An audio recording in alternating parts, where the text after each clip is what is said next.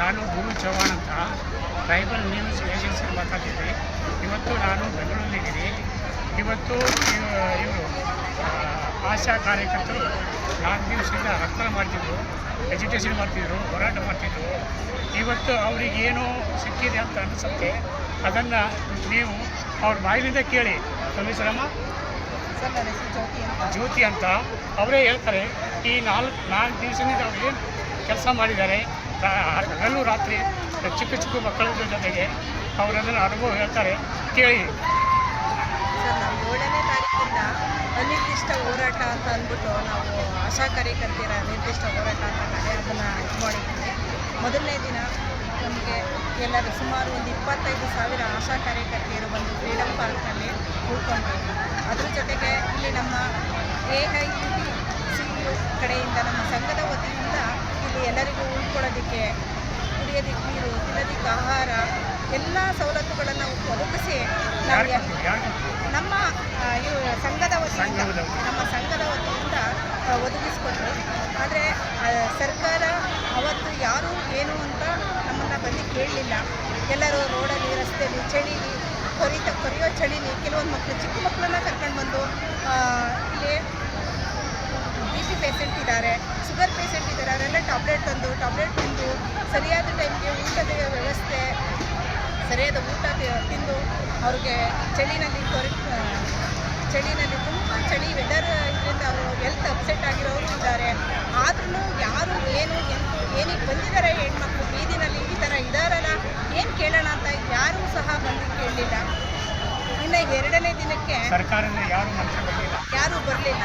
2ನೇ ದಿನಕ್ಕೆ ನಮ್ಮ ಮಾನ್ಯ ಸಚಿವರು, ನಮ್ಮ ಆರೋಗ್ಯ ಸಚಿವರಾದಂಥ ದಿನೇಶ್ ಗುಂಡೂರಾವ್ ಸರ್ ಅವರು ಬಂದು ಮೊದಲಿಗೆ ಅವರ ಆಯುಕ್ತರನ್ನ ಕಳಿಸಿದ್ರು, ಶಿವಕುಮಾರ್ ಸರ್ನ ಕಳಿಸಿದ್ರು.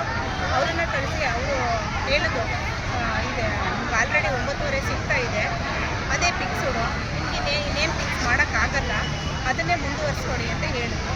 ಅದಕ್ಕೆ ನಾವು ಯಾರು ಒಪ್ಪಲಿಲ್ಲ ಅಂತ ಅಂದಾಗ ನಂತರ ನಮ್ಮ ಮಾನ್ಯ ಸಚಿವರಾದ ಆರೋಗ್ಯ ಇಲಾಖೆ ಸಚಿವರಾದಂಥ ದಿನೇಶ್ ಗುಂಡೂರಾವ್ ಬಂದು ಅವರು ಅದೇ ಮಾತು ಹೇಳಿದ್ರು, ನಿಮಗೆಲ್ಲ ಸಿಗುತ್ತೆ, ಫಿಕ್ಸ್ಡ್ ಅಮೌಂಟ್ 5,000 ಸಿಗುತ್ತೆ, ಇನ್ಸೆಂಟಿವ್ ಕಡೆಯಿಂದ RCH 2,000 ಸಿಗುತ್ತೆ, RCH ಗೋಲ್ಡಲ್ಲಿ ಎಲ್ಲ ಒಟ್ಟು ನಿಮಗೆ ಒಂದು 10,000 9,000 ಸಿಗುತ್ತೆ. ಅದನ್ನೇ ನಾವು 9,500 ಫಿಕ್ಸ್ ಮಾಡ್ತೀವಿ, ಅದನ್ನೇ ಕೊಡೋ ರೀತಿ ಮಾಡ್ತೀವಿ ಅಂತ ಹೇಳಿ, ಮತ್ತು ಇನ್ಸೆಂಟಿವಲ್ಲಿ ಏನಾದರೂ ಕಡಿಮೆ ಆದರೆ ಮುಂಚಿತವಾಗಿ ಹಾಕ್ತೀವಿ, ಇನ್ಸೆಂಟಿವಲ್ಲಿ ಕಡಿಮೆ ಆದರೆ ಅದಕ್ಕೆ ಮತ್ತೆ ನಾವು ಮುಂದೆ ಕಟ್ ಮಾಡ್ತೀವಿ ಅನ್ನೋ ಲೆಕ್ಕಾಚಾರದಲ್ಲಿ ಅವ್ರು ಹೇಳಿದ್ರು.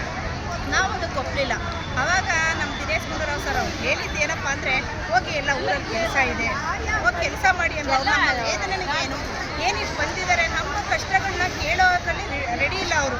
ಹೋಗಿ ಕೆಲಸಗಳು ಬೇಕಾದಷ್ಟು ಸರ್ವೆಗಳಿದೆ, ಹೋಗಿ ಊರ ಕಡೆ ಹೋಗಿ ಕೆಲಸ ಮಾಡಿ ಅಂತ ಹೇಳಿದ್ದೆ ವಿನಃ ಅಂತೇಳಿ ಖಡಕ್ಕಾಗಿ ಹೇಳಿ ಹೊರಟೋದ್ರು ಅವರು. ಏನು ಎಂತು ಅಂತ ಕೇಳಲಿಲ್ಲ. ಇನ್ನು ನಾಳೆ ಹೋರಾಟ ನಿಮಗೆ ಫಲಪ್ರದ ಆಯಿತಾ? ಖಂಡಿತ ಆಯಿತು. ಇವತ್ತು ಈ ದಿನ ಆಗಿದೆ ಸರ್, ಈ ದಿನ ಆಗಿದೆ. ನಮ್ಮ ಮಾನ್ಯ ಮುಖ್ಯಮಂತ್ರಿಗಳು ಸಿದ್ದರಾಮಯ್ಯ ಅವ್ರನ್ನ ನಾವು ಕಾಂಟ್ಯಾಕ್ಟ್ ಮಾಡಿ ನಮ್ಮ ಸಂಘದವರು ಹೋಗಿ ಮಾತಾಡಿದಾಗ ಅವರು ನಮಗೆ ಒಂದು ನ್ಯಾಯನ ಒದಗಿಸ್ಕೊಟ್ಟಿದ್ದಾರೆ. ನಾವು ಚಿರಋಣಿಯಾಗಿರ್ತೀವಿ ಅವ್ರಿಗೆ, ನಮ್ಮ ಸಿದ್ದರಾಮಯ್ಯನವ್ರಿಗೆ ಚಿರಋಣಿಯಾಗಿರ್ತೀವಿ. ಈ ಸರ್ಕಾರಕ್ಕೆ, ಕಾಂಗ್ರೆಸ್ ಸರ್ಕಾರಕ್ಕೆ, ನಮ್ಮ ಆಶಾ ಕಾರ್ಯಕರ್ತರಿಗೆ ಏನಾದರೂ ಆಗಿದೆ, ಒಂದು ಸವಲತ್ತನ್ನು ಒದಗಿಸ್ಕೊಟ್ಟಿದ್ದಾರೆ ಅಂದರೆ ಅದು ನಮ್ಮ ಕಾಂಗ್ರೆಸ್ ಸರ್ಕಾರ. ಖಂಡಿತ ಇದೆ. ಯಾವಾಗಲೂ ನಾವು ಸಿದ್ದರಾಮಯ್ಯನವ್ರ ಕಡೆ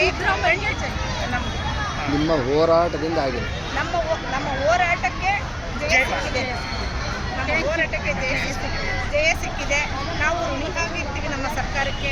ಹಾಗೆ ನಾವು ಯಾವ ರೀತಿ ನಮಗೆ ಹಣಕಾಸು ಯಾವ ರೀತಿ ಬೇಕು ಅಂತ ನಾವು ಕೇಳ್ಕೊಂಡಿದ್ದೇವೋ ಅದೇ ರೀತಿ ನಮ್ಮ ಕೆಲಸ ಸಿದ್ದರಾಮಯ್ಯ ಸರ್ಕಾರ ಬಂದಮೇಲೆ ಮುಂಚೆ 3,000 ಅಂತ ಮಾಡಿದ್ದು, ಆಮೇಲೆ ಹೆಚ್ಚಿಗೆ ಮಾಡಿದ್ದೆ ಸಿದ್ದರಾಮಯ್ಯ. ಹೌದು, ನಮಗೆ